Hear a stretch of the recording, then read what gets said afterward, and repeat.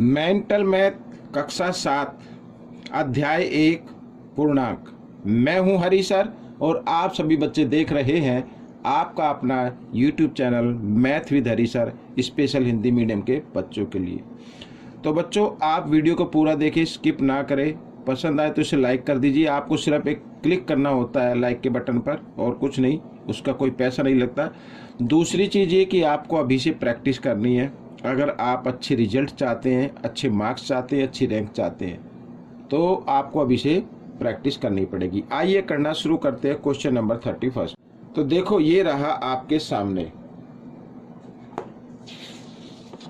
यहाँ पर क्वेश्चन 31 क्या कहता है? यदि 2401 को घटा 49 से भाग करे तो भागफल क्या होगा? ठीक है ना। तो यहाँ पर मैं लिख लेता हूँ 2401 को यहाँ पर 49 और ये घटा का निशान हम इधर डाल देते हैं। ठीक है, कोई दिक्कत नहीं है। तो पहले हम इसको 7 से काटेंगे। किससे काटेंगे? 7 से। इजी तरीके से कर लीजिए। 7 सत्ते 49 और यहाँ पर आगे 7 तिया 21। ठीक है, यहाँ पे 24 था ना, 21 अगर माइनस करेंगे तो 3 बच गया 0, 30 हो गया, 7 चौक 28, फिर 7 तिया 21। इस तरीके से फिर 7 से काटते हैं। ठीक है, तो 7 चौक कितना होता है? 28। ठीक है, 7 नीम 63। तो कितना आ गया बच्चों? यहाँ पर घटा 49 आ गया। क्या आ गया? घटा 49 आ गया। तो भागफल कितना आ गया आपका? घटा 49। तो ये आपका उत्तर बन गया। ठीक है ना। आइए करते हैं प्रश्न नंबर 32। क्या कहता है प्रश्न नंबर 32? बहुत ही आसान है ये भी। देखो, पर्वतारोहियों का एक समूह 600 फीट प्रति घंटे की दर से पहाड़ से उतर रहा है। 6 घंटे बाद पर्वतारोहियों का उन्नयन में क्या बदलाव होगा, यानी उसकी स्थिति क्या होगी 6 घंटे के बाद?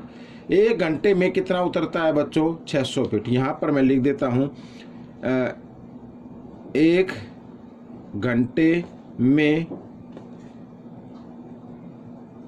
पर्वतारोहियों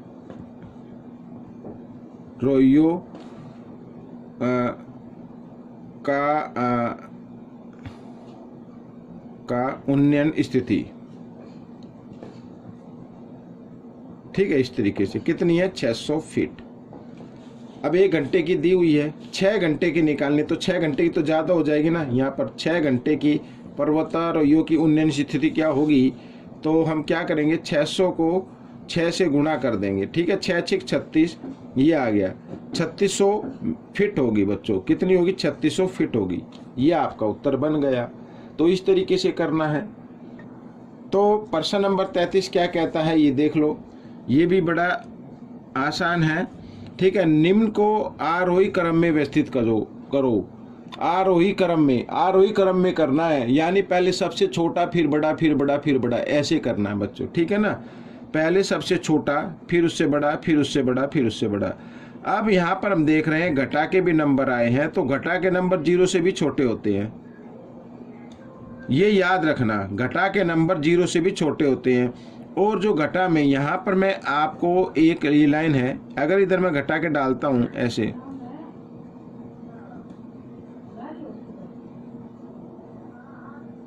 इस तरीके से, और ये जमा के।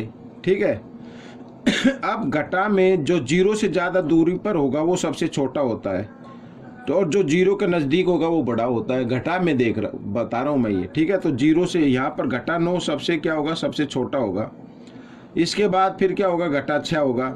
ठीक है, उसके बाद क्या होगा? घटा 3 होगा, फिर घटा 2 होगा, फिर आएगा 0, और जमा में तो फिर जो बड़ा होता है वो बड़ा ही होता है, जो छोटा होता है वो छोटा ही होता है, लेकिन घटा में थोड़ा सा उल्टा हो जाता है। तो ये आपका प्रश्न हल हो गया है। 1 2 3 4 5 6 7, 1 2 3 4 5 6 7, ऐसे करने के बाद आप इन अंकों का भी मैच कर लीजिए। ठीक है, आइए तो बच्चों प्रश्न नंबर 34 क्या कहता है देख लेते हैं। सरल कीजिए। ठीक है, सरल करना है। तो सरल करना है तो यहाँ पर देख रहे हैं। ठीक है, नंबर हमने देख लिया, और यहाँ पर 80 और 70 के बीच ऊपर ये बार का निशान आया हुआ है। तो बोर्ड मास का रूल कहता है पहले बार वाले को आपको हल करना है, उससे पहले जो भी नंबर लिखा है उसको आप यूँ कहीं लिख लेंगे। ठीक है, इस तरीके से। तो यहाँ पर 90, और बच्चों ये घटा, और 80 जमा 70, अब ये घटा 80 पे नहीं है, घटा पे के निशान के ऊपर नहीं है, ये सिर्फ 80 के ऊपर है।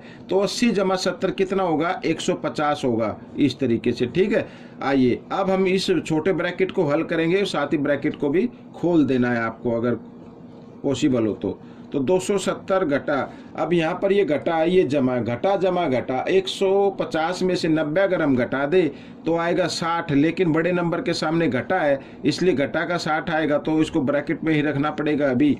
ठीक है, आइए करते हैं आगे। तो 510 घटा, अब क्या करना है, अब यहाँ पर 270 लिखा और इधर ब्रैकेट खोलेंगे तो घटा घटा जमा, इस तरीके से। ठीक है, आइए इधर कर लेते हैं। तो 510, ठीक है, 510 हो गया, घटा का निशान। अब इन दोनों को जमा कर लीजिए, 270 जमा 60 कितना होता है, 330 होता है बच्चों। अब ये घटा का हो गया, ये जमा का हो गया, तो जमा घटा घटा होते हैं। ठीक है ना, तो आइए घटा लेते हैं, 0 में से 0 घटाएंगे 0, तो 1 में से 3 नहीं जाएगा, यहाँ से हासिल लेंगे 11, 11 में से 3 गए 8, और यहाँ पे रह गया 4, 4 में से 3 गया 1, तो 180 आपका उत्तर आ गया। ठीक है, प्रश्न नंबर 35 क्या कहता है, ये देखो। प्रश्न नंबर 35 भी बड़ा आसान है। लिखा वह पूर्णांक ज्ञात कीजिए जिसका घटा 3 से गुणनफल 0 के बराबर हो। अब बच्चों अगर किसी भी नंबर को हम गुणा करते हैं, ठीक है, वो 0 के बराबर आता है, तो इसका मतलब है किसी भी नंबर को अगर आप 0 से गुणा करेंगे तो 0 ही आंसर आएगा। या तो आप सीधा लिख सकते हैं, ठीक है, वह पूर्णांक क्या होगा, 0 होगा, तो यहाँ पर सीधा लिख सकते हो ये पूर्णांक कितना होगा, 0 होगा, ये आपका आंसर है। क्योंकि किसी भी नंबर को 0 से गुणा करते हैं तो 0 ही उसका गुणनफल आएगा। या फिर आप लिख लीजिए माना वह पूर्णांक, माना वह पूर्णांक क्या है, x है। ठीक है, माना वह पूर्णांक x, इस तरीके से कर सकते हैं। प्रश्नानुसार कहा कि घटा 3, यहाँ पे इसको घटा 3 को इससे गुणा किया तो गुणनफल कितना आ गया, 0 आ गया।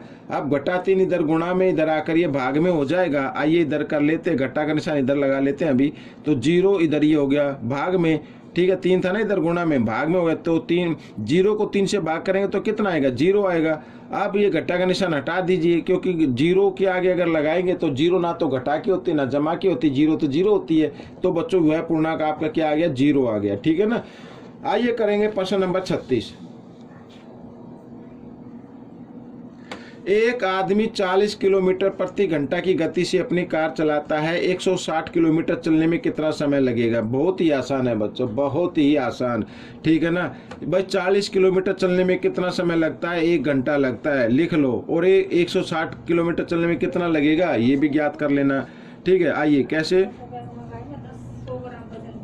40 किलोमीटर चलने में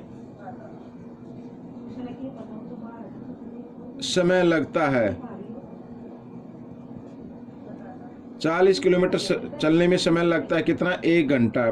ठीक है, इस तरीके से। तो अब 1 का निकालना, 1 किलोमीटर चलने में समय लगेगा कितना बच्चों, 1/40। अच्छा, 160 किलोमीटर चलने में समय लगेगा, इसमें तो ज़्यादा लगेगा। ज़्यादा के लिए क्या कर देना, आपको गुणा कर देना है। तो 1/40 गुणा 160, इस तरीके से। तो 0 से 0 कट गई, 4 एकम 4, 4 चौक 16, तो 4 घंटे लगेंगे बच्चों। ये आपका उत्तर आ गया। ठीक है, इस तरीके से करना है। प्रश्न नंबर 37 आपका हो गया है। आइए करते हैं बच्चों यहाँ पर प्रश्न नंबर 37 करते हैं।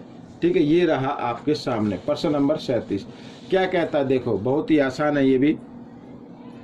कहता है एक परीक्षा में प्रत्येक सही उत्तर के लिए 6 अंक दी, ठीक है, और गलत उत्तर के लिए घटा 3 अंक। गलत उत्तर के लिए क्या है, घटा 3 अंक, और उत्तर न देने पर 0 अंक, यानी कोई प्रश्न नहीं किया तो उसका कोई नंबर नहीं मिलेगा। ठीक है ना, माइनस होगा ना मिलेगा। यदि रमेश ने 5 सही और 8 गलत जवाब दिए तो यदि प्रश्न पत्र में कुल 15 प्रश्न है, ठीक है, तो उसे कितने अंक प्राप्त हुए होंगे, तो कितने अंक प्राप्त होंगे। तो आइए कर लेते हैं। तो भाई सही कितने किए हैं, 5। यहाँ पर मैं बना लेता हूँ एक इक्वेशन, समीकरण बना लेता हूँ 5। और 5 के लिए कितने अंक 1 के अंक कितने मिलते हैं, सही के लिए 6। तो 5 के लिए कितने होंगे, 5 गुना 6 हो जाएंगे। ठीक है, जमा का निशान जमा करेंगे। अब गलत जो है वो भी तो जमा करेंगे ना। अब देखते हैं। अच्छा, गलत कितने किए, 8।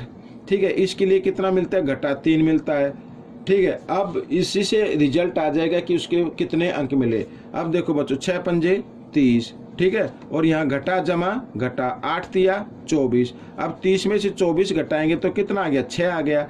ठीक है, जमा का आ गया, इसका मतलब क्या हुआ, उसे 6 अंक मिलेंगे। कितने मिलेंगे, 6 अंक मिलेंगे। इस तरीके का ये प्रश्न आपका हल हो गया। प्रश्न नंबर 38 क्या कहता है, देखो प्रश्न नंबर 38 कहता है वह पूर्णांक बताओ जिसे घटा 13 से गुणा करने पर घटा 351 प्राप्त हो। ठीक है, अब इसमें अगर इस को करना है, डिटेल से करना तो x मान लो, माना वह पूर्णांक कितना है, x। ठीक है, इस तरीके से